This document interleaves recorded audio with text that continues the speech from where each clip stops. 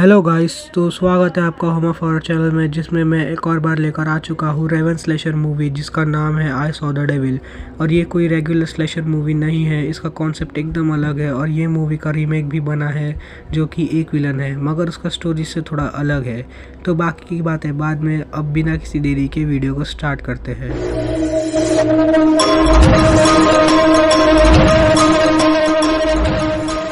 Movie के start में हमें एक स्कूल बस दिखाया जाता है जो कि सुनसान रास्ते पर जा रहा था, और दूसरे साइड हमें एक लड़की दिखाई जाती है जो कि कॉल पर अपने हस्बैंड से बात कर रही थी। और उसके गाड़ी का टायर पंचर हुआ होता है, तभी वहाँ पर क्योंग चुल आ जाता है जो कि ये मूवी का किलर है। वो बोलता है कि आपकी गाड़ी ख़राब हुई है तो मैं एक बार देख सकता हूँ। और यहाँ लड़की अपने हस्बैंड को बता देती है कि कोई मेरा गाड़ी चेक कर रहा है। तो किम सू योंग यानी कि उसका हस्बैंड बोलता है कि तुम उस आदमी से थोड़ा अवेयर रहना। तो किलर आके बोलता है कि मैम आपकी गाड़ी का टायर पंचर है, मैं आपको लिफ्ट दे सकता हूँ। तो वो मना कर देती है। फिर वो काफ़ी देर तक वही खड़ा होता है, तो वो गाड़ी स्टार्ट करने ही वाली होती है कि वो गाड़ी पर अटैक करके उसे ज़ख्मी कर देता है और अपने अड्डे पर ले जाता है। उसके आँख खुलने पर वो उस किलर को ज़िंदा रहने की भीख मांगती है क्योंकि वो प्रेग्नेंट थी, मगर किलर उसकी एक नहीं सुनता और उसे बहुत गंदी मौत देता है। अब आप समझ ही गए होंगे कि किलर एक सनकी है। तो काफ़ी दिन बाद उसके बॉडी के पार्ट्स मिलने लगते हैं और ये सू योंग भी देख लेता है और वो अपनी वाइफ से बहुत प्यार करता है। वो पूरा सदमे में था। और नेक्स्ट सीन में वो ऑफिस में अपने बॉस को बोलकर 2 हफ्ते की छुट्टी मांगता है। वो एक इंटेलिजेंस कंपनी में काम करता था, तो इसलिए वो अपने काफ़ी बॉस को मनाने के बाद 2 हफ्ते की छुट्टी दे देता है। अब वो अपने एक एजेंट से मिलता है और वो बोलता है कि एक ट्रैकर है जो कि कैप्सूल में है। वो बोलता है कि इस कैप्सूल को किसी के भी मुंह में डालने से उसकी आवाज़ भी सुन सकता है और उसे ट्रैक भी कर सकता है। अब यहाँ से उसका रेवन स्टार्ट होता है।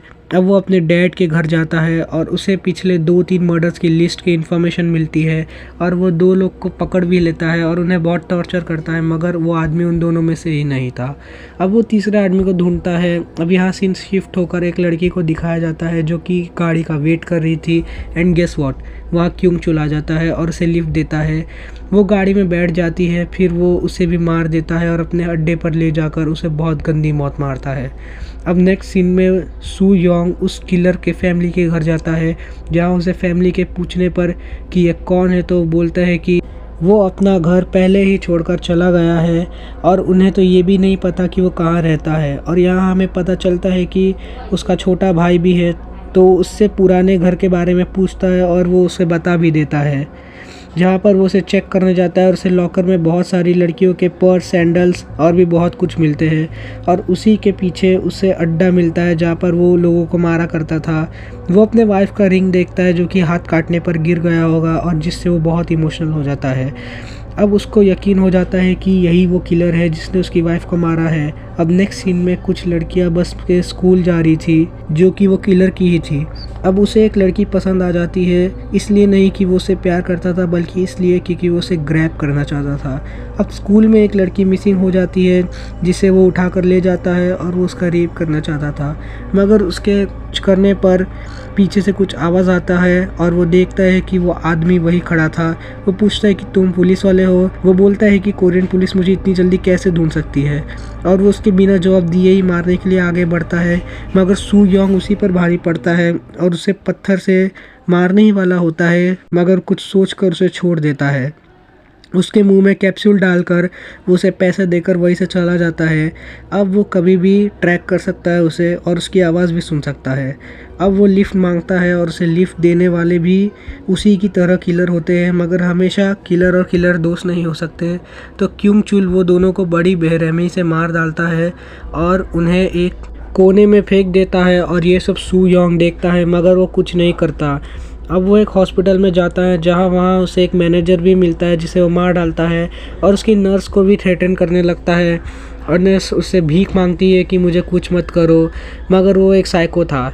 अब वो कुछ कर पाए तभी वहाँ पर सू योंग आ जाता है और उसे फिर से बहुत बुरी तरह मारता है। फिर जब वो मरने के कगार पर था तभी वो नर्स को बोलता है कि इसे पूरी तरह ठीक करो और उसके पैर पर बहुत गहरा कट मार देता है। और उसके नेक्स्ट सीन में वो एक गाड़ी से बाहर निकलता है और ये सोचता है कि वो आदमी मुझे बार बार ढूंढ कैसे लेता है। और वो अपने हर जगह चेक करता है कि कहीं ट्रैकर तो नहीं लगा है, मगर उसे कुछ नहीं मिलता। वो रात को गाड़ी से जाता है और बीच रास्ते में गाड़ी को चेंज करके अपने दोस्त के गाड़ी में बैठ जाता है। अब सू योंग उसको ट्रैक कर रहा था, तभी उसके डैड का कॉल आ जाता है और वो कॉल पर बोलता है कि तुम उसका पीछा करना बंद कर दो, पुलिस उसे पकड़ लेगी। मगर वो एक नहीं सुनता उनकी। वो बोलता है कि जो दर्द उसने मेरी वाइफ को दिया है, उसे जो दर्द मिला है वो दर्द वो उसे भी देना चाहेगा, और ये बात उसने अपनी वाइफ से प्रॉमिस की है। और वो फ़ोन रख देता है। अब वो किलर अपने फ्रेंड्स को सब बता देता है जो कुछ उसके साथ हुआ था। उसका दोस्त बोलता है कि तुमने जिन लड़कियों को मारा होगा उसमें से एक कोई उसका हस्बैंड होगा, और रात में सोते टाइम वो यही सोचता है और उसे याद भी आ जाता है कि वो कौन होगा। अब वो बेसमेंट में से एक लड़की को बाहर निकालता है जो कि क्योंग चुल के दोस्त ने ही उसे ट्रैप करके रखा होगा। अब वो उसे काटने ही वाला था, तभी वहाँ पर सू योंग आ जाता है और उसे बहुत बेरहमी से मारता है, उसकी वाइफ को मारता है।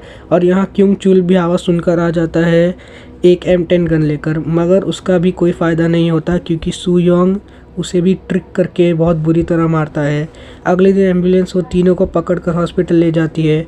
अब हॉस्पिटल में सू योंग का दोस्त पूछता है कि तुम उसे छोड़ क्यों नहीं देते या मार क्यों नहीं देते। वो बोलता है कि मैं उसे पेन देना चाहता हूँ जो उसने मेरी वाइफ को दिया था। उसका दोस्त बोलता है कि कैप्सूल कैसा वर्क कर रहा है, और वो ये भी बोलता है कि उसे जब तक कॉन्स्टिपेशन नहीं होगा तब तक वो कैप्सूल उसके अंदर ही होगा। और वो पीछे सब सुन रहा होता है, और सू योंग देखने पर वो ऐसा एक्ट करता है जैसे कि वो बेहोश है। अब वो एक जगह से उठता है और बोलता है कि मुझे मालूम है कि तुम मेरा कुछ नहीं बिगाड़ सकते, या मैं तुम्हारा कुछ नहीं बिगाड़ सकता। वो बोलता है कि मुझे पता है कि तुम मुझे सुन सकते हो, और मैं आज तक कभी ऐसा गेम नहीं खेला। तो ये बोलता है कि ये गेम शुरू तुमने किया लेकिन ख़त्म मैं करूँगा। वो बोलता है कि जब मैं उसे मार रहा था तो वो बोल रही थी कि मैं प्रेग्नेंट हूँ, मुझे जाने दो। वो ये बात सू योंग को नहीं पता था। अब वो कॉन्स्टिपेशन का दवा लेकर वहाँ से निकल जाता है, और सू योंग के वहाँ पहुँचने पर उसे क्लिनिक का ओनर भी मरा हुआ मिलता है। अब यहाँ क्योंग चुल लूज मोशन निकालने के बाद वो कैप्सूल को एक आदमी के मुंह में डाल देता है, और सू योंग के पूछने पर क्योंग चुल वहाँ से निकल जाता है, और अब वो उसे ट्रैक भी नहीं कर सकता। फिर वो सू योंग उसके दोस्त के पास जाता है और पूछता है कि वो कहाँ होगा। वो बोलता है कि अब वो तुम्हारे फैमिली को मारेगा और तुम्हारे करीबी को दूर करेगा। फिर वो हंसने लगता है जिससे सू योंग को गुस्सा आता है और उसका जबड़ा फाड़ डालता है। अब यहाँ क्योंग चुल उसके डैड को अधमरा कर देता है और उसकी सिस्टर को तो पूरी तरह मारकर फेंक देता है, और सू योंग वहाँ पहुँचने पर लेट कर देता है और सोचता है कि मैंने पहले ही उसे क्यों नहीं मारा, मगर वो ये कसर भी पूरी कर देगा उसे मारकर। अब क्योंग चुल सरेंडर करने वाला था और पुलिस को कॉल भी करता है क्योंकि उसे पता है कि सू योंग के हाथ में आया तो वो बचने वाला नहीं है। अब बाहर वो रेडी था सरेंडर करने के लिए, मगर उसने जैसा सोचा था वैसा नहीं होता। सू योंग बीच के रास्ते में से ही उसे उठा ले जाता है और उसके अड्डे में ले जाता है। अब वो बोलता है कि तुम्हें भी वही दर्द मिलेगा जो मेरी वाइफ को मिला था, और वो टॉर्चर सह सह कर थक जाता है। वो बोलता है कि मैंने पहले ही काफ़ी दर्द सह चुका है और तुम मुझे मार दो। वो ये भी बोलता है कि पहले तुम दूसरे से सुनते थे कि मुझे छोड़ दो, अब खुद बोल रहे हो कि मुझे मार दो। वो बोलता है कि तुम्हें जीने का हक नहीं है। क्योंग चुल बोलता है कि मेरे अंदर दर्द ही नहीं है, ना ही डर है, इसीलिए तो वो मुझे साइको बोलते हैं। सू योंग वहाँ से चला जाता है, वो भी एक ट्रैप बिछाकर। वो रस्सी उसके मुंह में रखा हुआ था और उसके दूसरी दरवाजे से लगाकर उसके ऊपर एक धार बड़ा ब्लेड था। अगर वो कुछ भी बोला या मुंह खोला तो रस्सी छूटकर उसके सर उड़ा देगी और वो वहीं पर मर जाएगा, और अगर कोई दरवाज़ा भी खोला तो भी वो मर जाएगा। अब वहाँ उसकी फैमिली मेम्बर्स आते हैं और वो बोलता है कि दरवाज़ा मत खोलो, मगर उसके सुनने की ही देर थी कि वो दरवाज़ा खोल देता है और एक धार ब्लेड नीचे से आती है और उसका गला उड़ाकर चली जाती है। यहाँ उसकी फैमिली की चीख सू योंग सुन रहा होता है और इससे उसका रेवेंज भी पूरा हो जाता है, मगर वो अपनी वाइफ को अभी भी मिस कर रहा होता है और इसलिए वो बहुत रोता है, और इसी के साथ ये मूवी एंड हो जाता है।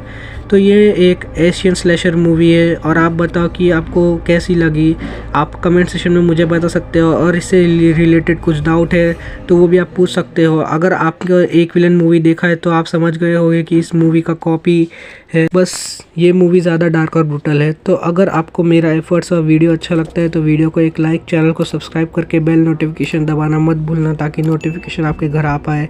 तो मैं आपसे अगली वीडियो में मिलता हूँ, तब तक के लिए बाय।